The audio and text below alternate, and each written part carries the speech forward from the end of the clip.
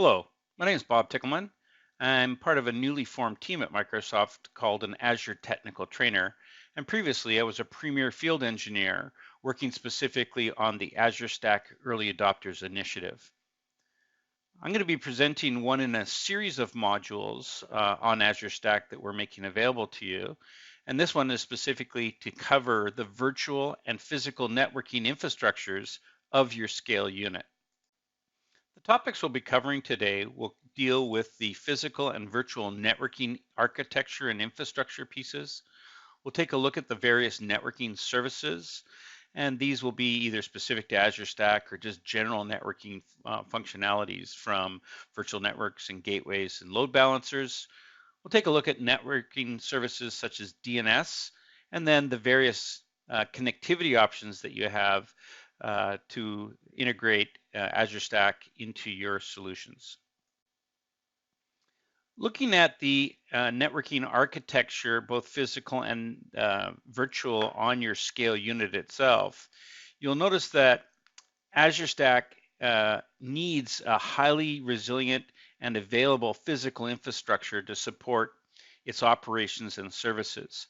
Uplinks from the TORs or top of rack switches to the border switches, which are going to integrate into your corporate networks, are typically limited to SFP plus or SFP 28 media at either 1, 10, or 25 gigabit speeds.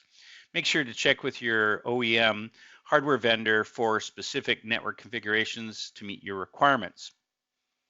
The networking infrastructure for Azure Stack consists of several logical networks that are configured on the switches.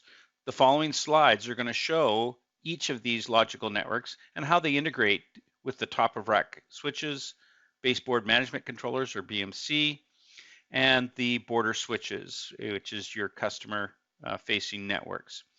These logical networks represent an abstraction of the underlying physical network infrastructure. They're used to organize and simplify networking assignments for hosts, virtual machines or VMs, and various services. As part of the logical network creation, network sites are created to define the virtual local area networks or VLANs, IP subnets to VLAN pairs, and they're associated with the logical networks in each physical location. Much of the work regarding these networks will be done in a pre-deployment planning and used as inputs during the deployment of the scale unit. We'll take a look at the first of these logical networks, or the infrastructure network.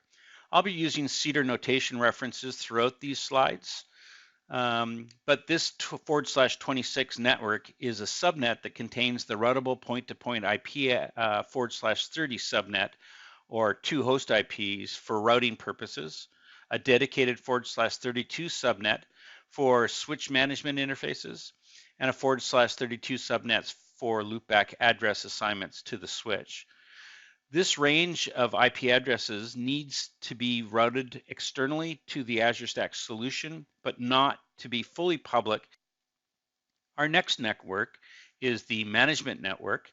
It's a /29 network or 6 host IPs and is dedicated for connecting the management ports of the switch.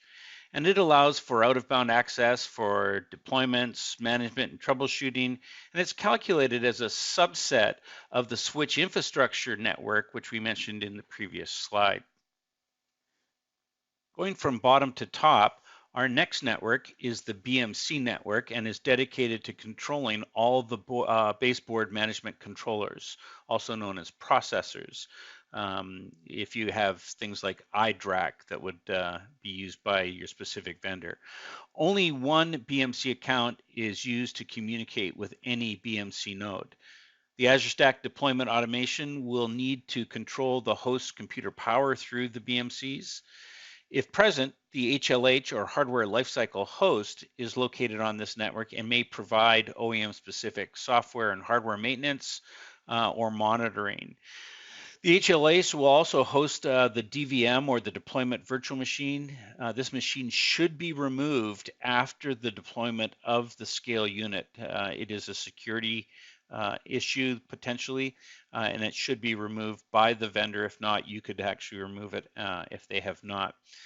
The DVM is going to be used during the Azure Stack deployment and requires internet access in connected deployment scenarios to test, to register the scale unit, to validate, access multiple components such as Azure itself, DNS, and NTP. The minimum size for this network is going to be a /27 or 30 host IPs and can be private or routable according to your specific security requirements. Next up, we have at the top of our slide the private network. And this is going to be used for the storage network, private VIPs, infrastructure containers, and other internal functions. And while listed on the slide as a /24 subnet or 254 host IPs, starting with the 1910 version of Azure Stack, the size of the private network will change to a /20 network or 4,096 IPs for private space.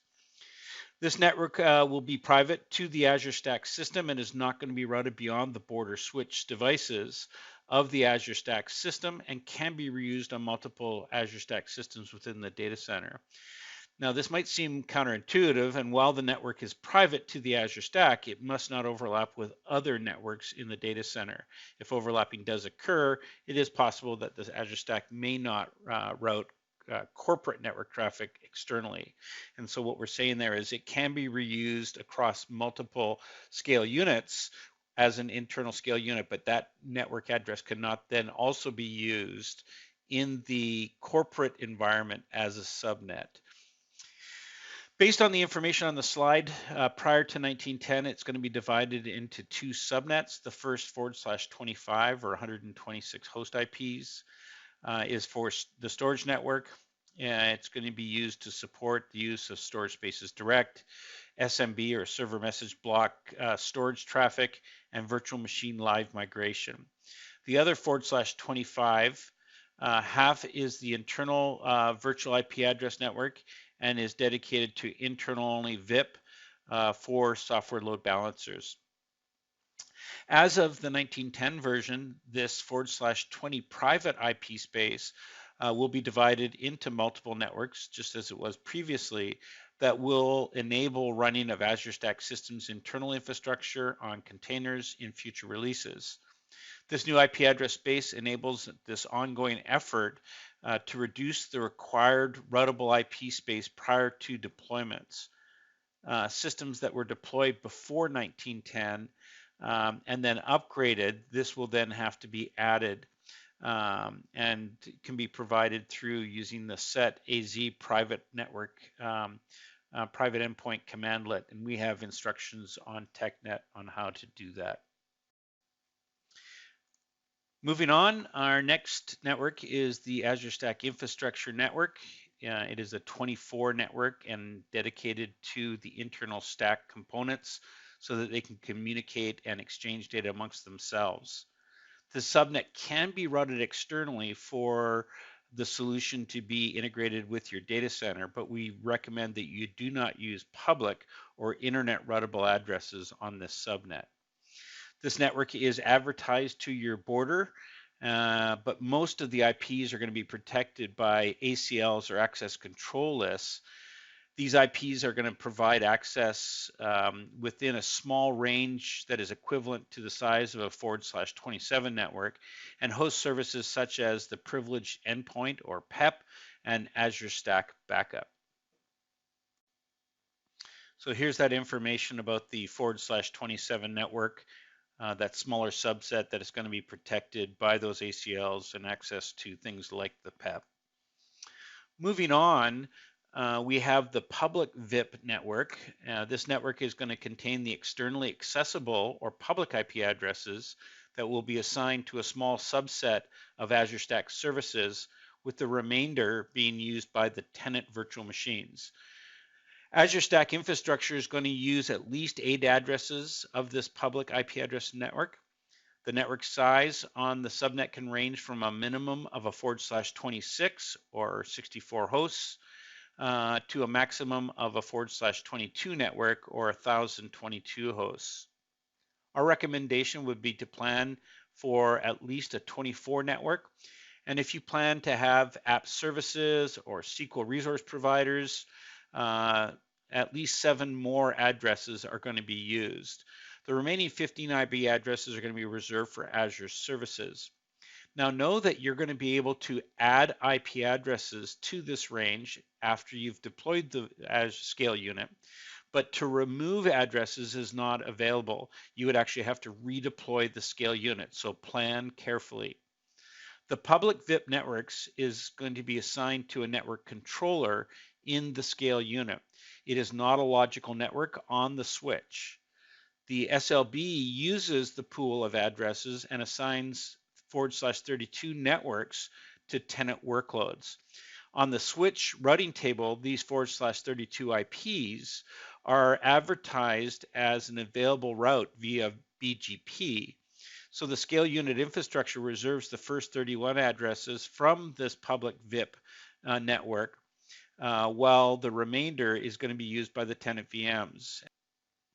So hopefully you've been able to see that the network infrastructure from a logical perspective has been well thought out, and it lays on top of a highly redundant physical network infrastructure with multiple network cards per node, the multiple top of rack switches. Make sure that in your border connections between the TORs and your corporate network that you've got that same level of redundancy built in as well. But starting in the 1910 deployment of Azure Stack, the deployment worksheet will have a new field allowing the operators to change some access control lists to allow access to the network device management interfaces and the HLH, or hardware lifecycle host, from a trusted data center network range. With this access control list change, the operators can now allow their management jump box VMs with a specific network range to access the switch management interface, the HLH OS, and the HLH BMC. The operators can provide one or more subnets to this list, and if left blank, it will then default to a deny access policy. This new functionality replaces the need for post-deployment manual interventions. Now that we've looked at the individual networking component, let's put it all together and see how it plays a part in your solution. If you recall, your Scale unit is made up of a minimum of 4 nodes with a maximum currently at 16 at the time that this was recorded, nodes that can exist. Each one of those nodes is redundantly connected to a PDU or power distribution unit at the bottom of the Scale unit that is hopefully somehow connected into redundant power within your data center. And at the top, we've got our top of rack switches that are redundantly connected to each of the nodes, and we've got our BMC connectors. And but they should be then somehow connected into your infrastructure of your data center, whether that be through aggregate switches if you're working with more than one Scale unit, but somehow they should be redundantly connected. We then go from there and we deploy the networks that we were talking about in the previous modules. You're seeing that the 2 networks of the storage and the network or the infrastructure networks are going to be then deployed at a layer 2 network definition within the Scale unit itself. Once those networks have been activated, within the Scale unit, we're going to take those network cards that are teamed now on each node and start to define 5 VNICs across them. And so you're seeing that there is on the far left-hand side in that purple area, you get 2 storage networks. You've got one just right next to that for the management on the infrastructure network, and you can see that they're connected differently there. So I've got my 2 storage cards that would then run through on the storage network, and I've got my management virtual network card connected to the infrastructure network. We then start to take a look at other components. We've talked about the underlying, in previous modules, the underlying infrastructure of Azure Stack. The infrastructure layer's got domain controllers and other components that are running in there, but we've got network controllers for software load balancing, MUX, software-defined network gateways. A whole set of these virtual network cards are going to be provided within the Scale unit itself. Then taking a look at some of the other components, we talked about private IP address pools and the public IP address pools. We start to then assign those pools to those network cards. And you can see for that internal load balancing, we've got the private IP address pools being used. And then for the virtual machines that are built on top of the Hyper-V defined virtual networking here in the second, that's where all your tenant VMs are. And we saw and talked about some of the public IP addresses, 8 as a minimum, being used for other infrastructure components.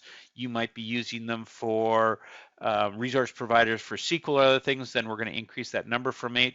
But then the remainder of those IP addresses, depending on whether I took the smaller range at 64 or up to 1,022 of those IP addresses, then being available to the tenant VMs to be able to use. As I like to say in Azure Stack, as it is in Azure, so it is in Stack. So there's a lot of what we're going to be taking a look at from a networking services perspective that are a one-to-one comparison to the services that are provided within Azure. Very, very few things are going to be different than how they behave in the Azure solution as they do in Stack. And that's what we want to try and provide, is this ubiquity of deployment and functionality across, whether it's on premises using Azure Stack or in the cloud using Azure. Now, extrapolating that to the next level, the same kind of thing can happen. Is networking, and whether you're networking in your on-premises data centers, networking is still networking. You don't want it to function much differently than it would on premises if it would be in the cloud or on Azure Stack. And so let's just take a quick look at what some of those services are and see these one-to-one comparisons between either things that you're using on premises right now or to the Azure equivalents that you're dealing with. And so this is just a summary of some of those capabilities.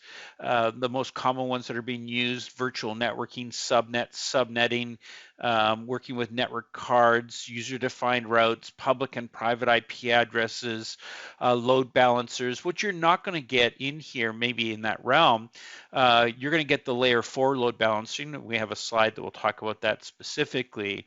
But things like application gateways, these enterprise-wide multi-region support capabilities that are Azure-based, they don't exist per se in the same manner as they do in Azure themselves. But the vast majority of these capabilities exist within Azure, and they perform exactly the same way in Azure Stack as you would deploy them in an Azure or into your on-premises environment. So when you take a look at virtual networking, that's that ability to do custom subnetting that you're dealing with, whether you're using the 10 network, the 172.16 to 172.31 or the 192.168 networks, using NAT translations. All of those are available for you to be able to get in and work with and segment maybe your testing environment from development versus production, having them all run on the same physical infrastructure, but being able to augment them or obfuscate them from a networking perspective so that they're clean and separate. Another construct that comes from the Azure world is this thing called an NSG, or Network Security Group. As opposed to a firewall, which has a billing component that goes along with it, NSGs are a free utility or capability of Azure and Azure Stack, and it is our recommendation that you use them liberally throughout your solution. Firewalls should be used to protect that perimeter environment, the public versus private facing, but even within your application, using our defense in-depth model, it would strongly be recommended that you use NSGs on the inside of your application to provide this defense in-depth model to say, my back-end tier is protected from my middle tier, and my middle tier from the front-end tier, and the front end is protected from the public using the firewalls. So all these capabilities, as they come up with and identified in Azure, those same solutions could be deployed in Azure Stack. Another feature that comes from Azure is the user-defined routes, and this is very much like you would have in your on-premises environment. Your ability to take the system-defined routes that are usually controlled through BGP or border gateway protocols to propagate the routing of to VNets that you've got. Maybe you've got a gateway service that's running between them. If you wanted to be able to segment that traffic and route it specifically, you can augment that with user-defined routes specifically to be able to control that. As I mentioned earlier on, there is a software load balancer capability as well. In addition to the firewalls, you can get load balancers defined at a layer 4 level within Azure Stack, just as you would within Azure, to provide that load balancing to possible scale sets that you might be working with, or availability sets that are going to have a group of virtual machines providing a capability for you. So that's all available for you in Azure Stack. Working with public and private IP addresses, fully supported, as opposed to Azure, where you would have to use the range of public IP addresses defined to the region that you're deploying your resources to. Azure Stack provides you to provide the public IP addresses that are yours to work with and manage, and then you can use those to be deployed within your solution. Now, referring back to that first module that we covered just a few minutes ago, remember that you want to be able to allocate those public IP addresses. Some are going to be taken away from that pool for internal services, leaving the remainder to be available for your tenant VMs. Those IP addresses can be added to if you don't have enough on a specific scale unit, but remember that you're not going to be able to reclaim them, so be very thoughtful in the planning and the deployment of those public IP addresses as you configure your scale unit infrastructures. Those IP addresses, whether they be public or private, DHCP is a managed service within Azure Stack to be able to allocate to resources. So as you spin up virtual machines and either need public or private IP addresses, a lot of that is going to be handled internally by the scale unit itself. Be careful at the note down at the bottom that if you're using GPOs or group policy objects at the VM level to configure DHCP, make sure that you're not going to potentially strand those VMs because you're not going to be communicating with the DHCP infrastructure of the scale unit itself. You can see that there are reservations that can be done, or what we call static IP addresses, and they're maintained through the DHCP infrastructure of the scale unit by creating reservations within the DHCP allocation of the IP addresses that you've assigned to the scale unit.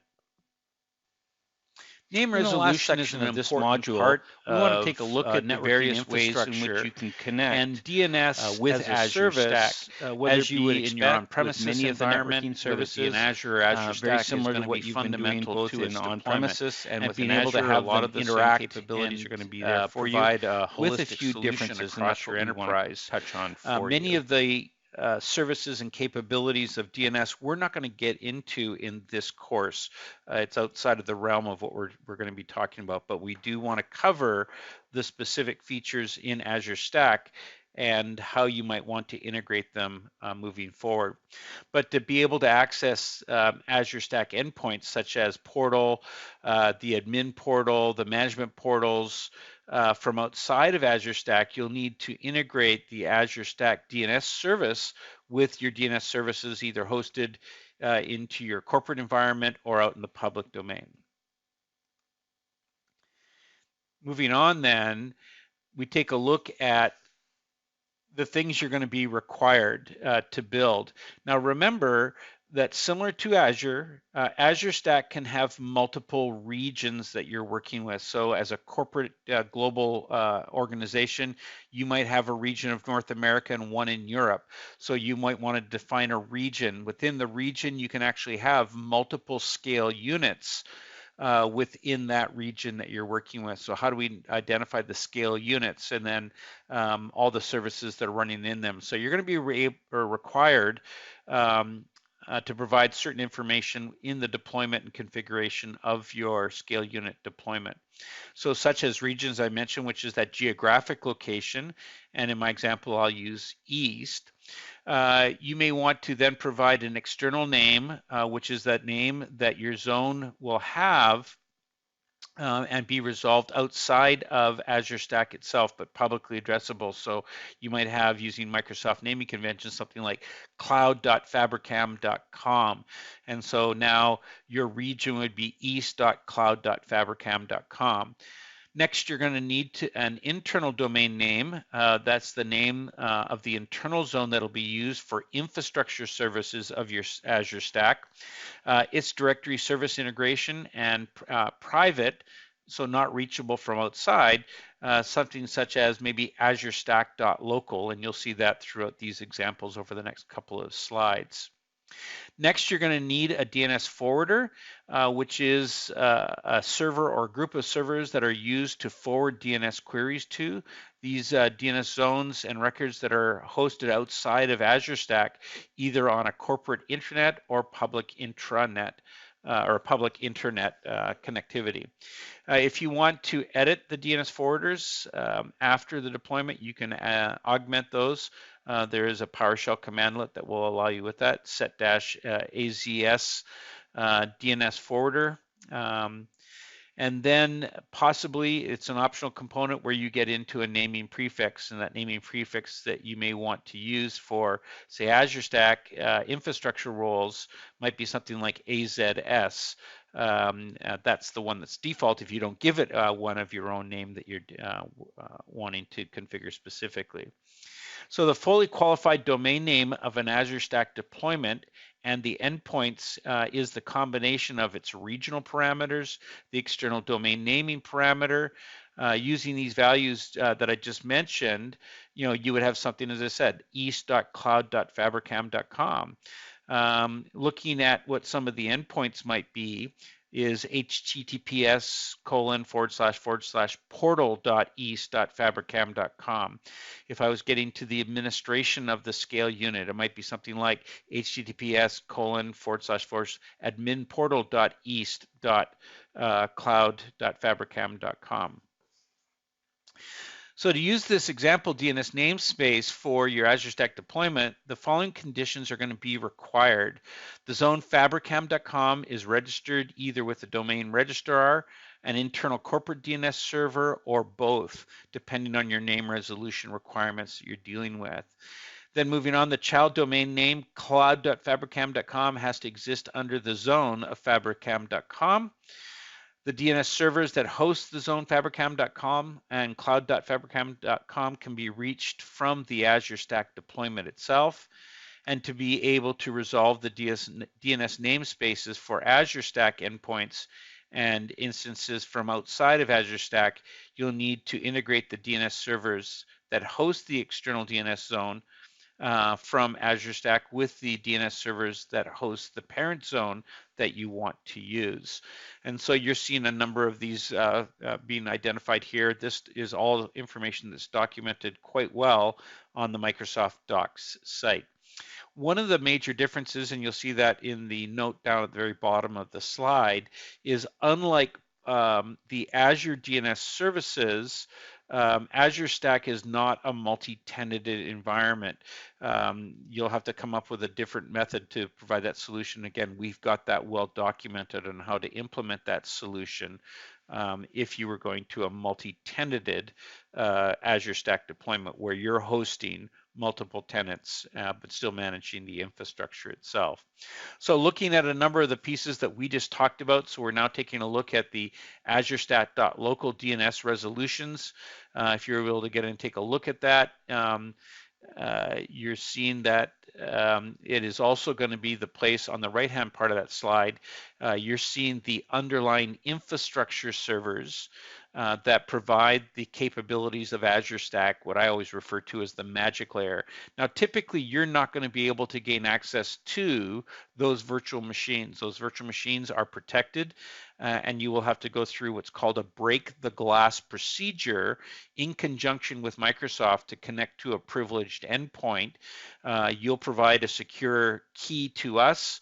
We'll provide in a matching key to that allows the two of us together to break the glass to get access to these infrastructure servers and the privileged endpoint to be able to manage and work with them. But they use the internal DNS as well. So taking a look at, we were just talking about the internal.AzureStack.local, that's that name, that's that internal name. We're just using the default one if you don't pick one of your own during the deployment, and just taking a look at how this name is going to be used to integrate with the other DNS servers to resolve the namespaces of both public and private internally facing.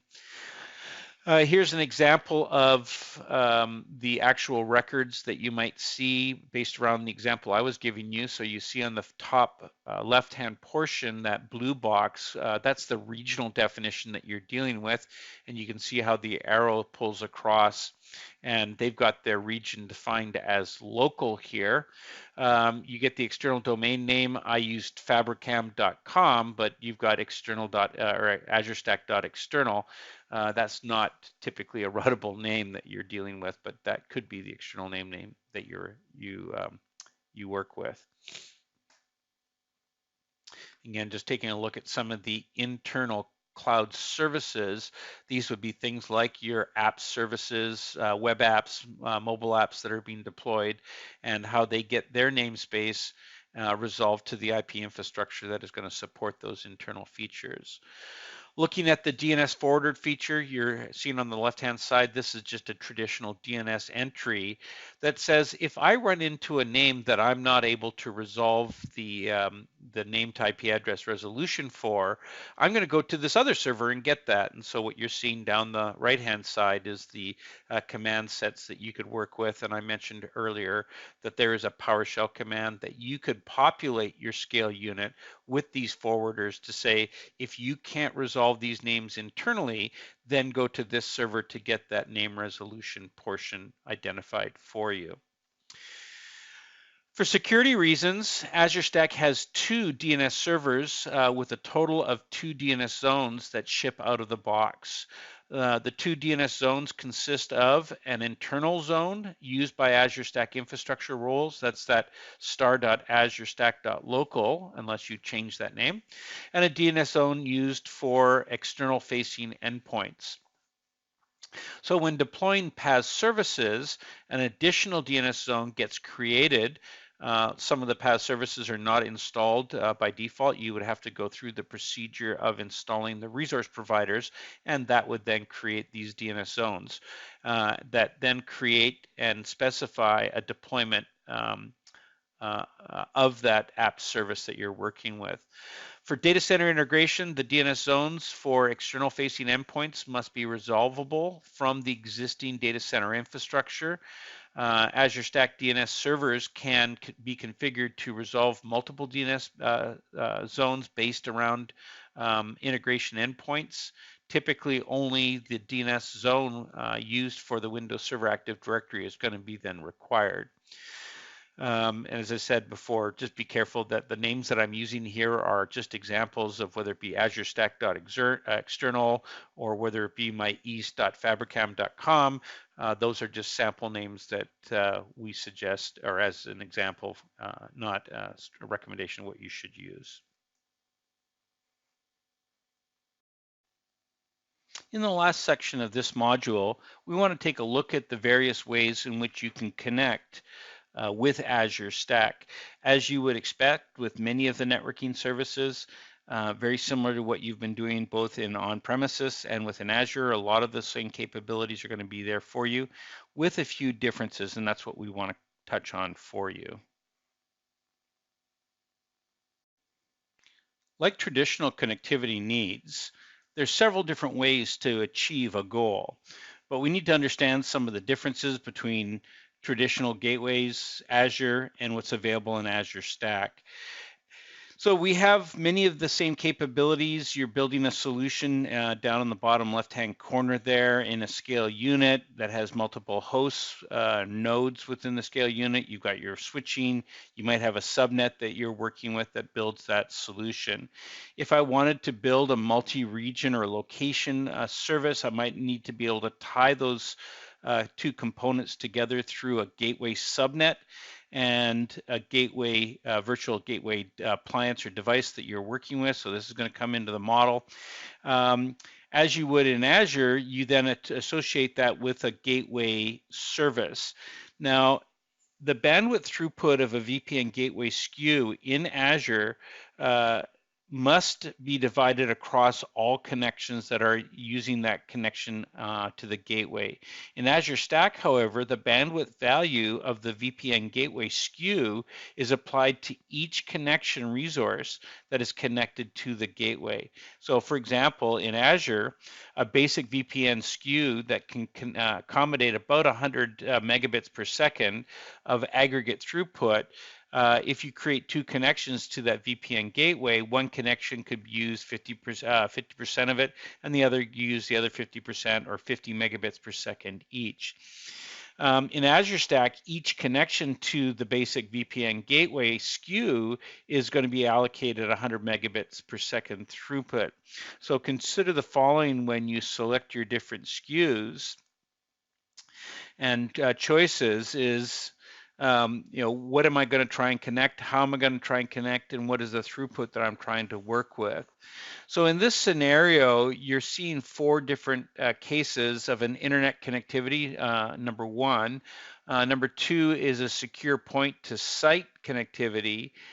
Three is a secure site-to-site VPN connectivity. And then the last of these choices is that VPN or express route connectivity that you're dealing with. Now, only one site-to-site VPN express route can be created between Azure Stack endpoint deployments. If you need multiple Azure Stacks within a data center to be able to connect back to Azure, you'd have to make that connection to the data center itself to meet those requirements. Connecting from Azure Stack is available in a site-to-site. VPN, outbound NATing is going to be supported. Some of the things that you might be familiar with using Azure itself is a feature called VNet peering and a point-to-site and VNet to VNet VPNs. Those are currently not supported, but may come over time. So continue to check back and see if that feature is going to be available at the time of your deployment. Multiple scenarios are supported in a single site-to-site or a multi-site connection are going to be provided. In the site-to-site VPN gateway connection, it's made over an IPsec VPN tunnel. This type of connection requires that a VPN device that is located in the on-premises environment is assigned a public IP address and can be identified. This device cannot be behind some kind of NAT, so the site-to-site connection can be used for cross-premises and hybrid configuration. Looking at the bottom one, a multi-site connection is a variation of that site-to-site connection where you create more than one VPN connection from your virtual network gateway, typically connecting to multiple on-premises locations. When working with multiple connections, you must use a route-based VPN. This is also known as a dynamic gateway when working with classic VNets. Because each virtual network can only have one VPN gateway, all connections through the gateway will share some available bandwidth that you're working with. Taking a look at outbound connections through your NAT, we have two different variations of this, where the virtual machine itself will have a public-facing IP address to get that NAT capability, or using the built-in NAT functionality. If you've got, you see on the right-hand side there, VMs without public IP addresses could use that NAT functionality. Taking a look at a couple of the other scenarios, whether it be a single tenant Azure Stack or a multi-tenant Azure Stack, This is a concept that would have been brought up in other modules. So are all the users of your scale unit coming from a single Azure Active Directory, so they are maybe all in one company, versus a multi-tenant environment where you're dealing with different organizations, and how do you secure that network traffic from one or another, and levels of encryption that go along with that, and traffic. Is the Azure Stack connected to your corporate environment, and maybe considering that public? So let's say your Azure Stack is using a 192.168 address space. The 10 address space in your corporate environment is considered public, but not routable across the internet? Or is this truly an internet connected device that would need IP addresses that could speak in that public domain environment? So just a summary of all these different scenarios, show you the different connection options and the types of components that go along with them, and some of the factors to consider. That brings us to the end of this module. Hopefully this has given you an idea of the connectivity components, features, configuration values you need, and the capabilities to integrate Azure Stack into a network solution.